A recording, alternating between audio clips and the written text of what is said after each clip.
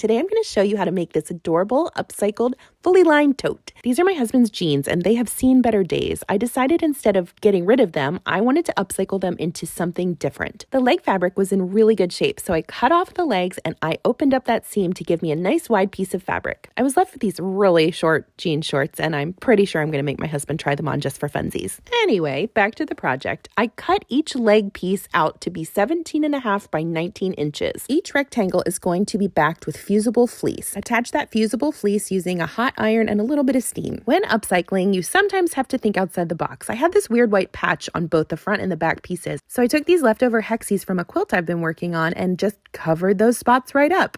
I zigzag stitched around the edges of all the hexagons and a little bit through the middle to make sure they're good and stuck. You could use all kinds of things to cover up spots, appliques, patches, other pieces of fabric, whatever works. Get creative. We've got our front and back pieces finished, but now we need to cut the lining. I saw these little bees in the hexagon and I was inspired. I found this bee fabric in my stash and I went ahead and cut 2 lining pieces the same size as the main pieces. I like to add boxed corners to my tote bags. It helps them stand up and gives them a little more structure. To create a boxed corner, you're going to cut a 3 by 3 inch square out of the bottom corners of both your main and your lining pieces. Then it's time to get to sewing. Lay your main pieces pretty sides touching and pin around the outer edge of your bag.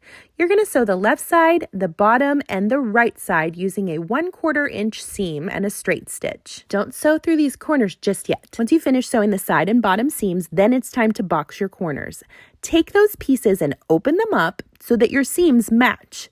We're going to pin across this and I'm going to sew it with a 1/4 inch seam going the whole way across. Make sure to box both the corners of your main pieces and then move on to your lining. We're going to do the same sides and bottom sewing and then create those boxed corners with the lining. Turn your main pieces right side out, and this is where it gets a little exciting because it's actually starting to look like a bag at this point. Take a moment to admire your beautiful bag and those gorgeous boxed corners. It's time to work on the handles of our bag. I like to use webbing and I cut mine 18 inches for this.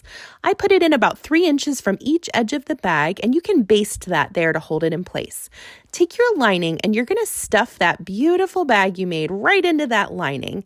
Match your side seams up and pin all the way around the top of the bag, but leave about a 7-inch space at the top for you to turn the bag through once you're done sewing. Sew the perimeter of the top of the bag using a 1/4 inch seam, but make sure you leave that hole open. Then it's time to turn the bag all the way out.